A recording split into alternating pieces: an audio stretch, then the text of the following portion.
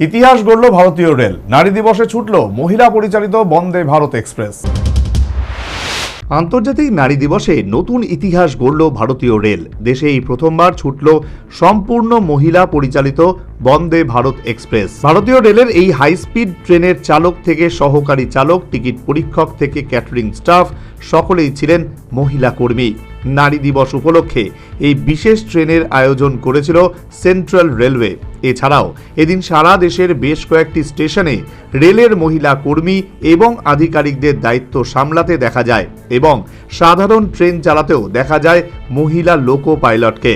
এই উদ্যোগের বিষয়ে সেন্ট্রাল রেলওয়ে এক্স হ্যান্ডেলে লিখেছে, ঐতিহাসিক মুহূর্ত, প্রথমবার সম্পূর্ণ মহিলা চালিত বন্দে ভারত এক্সপ্রেস ছেড়েছে সিএসএমটি স্টেশন থেকে।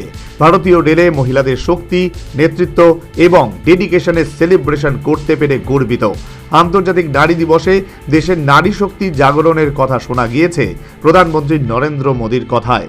রেলওয়ে সেক্টরে পুরুষ প্রাধান্য নিশ্চিতভাবে অনেকটাই বেশি, সেখানে মহিলা পরিচালিত ট্রেন চালিয়ে নারী দিবসে নতুন বার্তা দিল ইন্ডিয়ান রেলওয়ে। মুম্বাইয়ে ছত্রপতি শিবাজি মহারাজ টার্মিনাস থেকে শিরডি পর্যন্ত চলে এই বন্দে ভারত এক্সপ্রেস। এই ট্রেনের নম্বর 22223। শনিবার এই ট্রেনের loco pilot, assistant loco pilot, train manager, ticket পরীক্ষক এবং অনবোর্ড ক্যাটারিং স্টাফরা সকলেই ছিলেন মহিলা। এই ব্যাপারে সেন্ট্রাল রেলের মুখ্য জনসংযোগ আধিকারিক স্বপ্ননীল নীলা বলেছেন, ভারতীয় রেল সবসময় মহিলার জন্য সুযোগ তৈরির কাজ করে।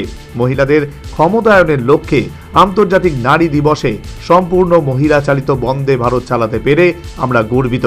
শুধু প্যাসেঞ্জার নয়, মহিলা পরিচালিত মালবাহী ট্রেনও চালানো হবে বলেও জানান তিনি। National bureau report, news vanguard.